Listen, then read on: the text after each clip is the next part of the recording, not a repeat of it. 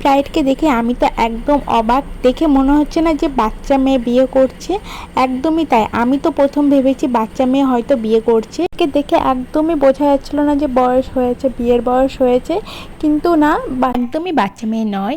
আর আজকে আমার লোকেশন ছিল মদনপুর। আজকে আমার ব্রাইডের কোনো ডিমান্ড ছিল না, বলেছিল দিদি তুমি তোমার পছন্দ মতন করে দিও।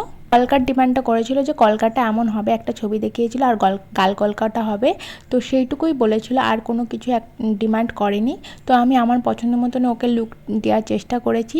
তোমরা দেখে অবশ্যই জানিও কেমন লাগছে আজকের ব্রাইডকে। আর ব্রাইডের কল টাইম ছিল 4টে, আমি তো 3টের মধ্যে ওখানে পৌঁছে গেছি, যেহেতু লোকেশনটা অনেকটা দূর ছিল।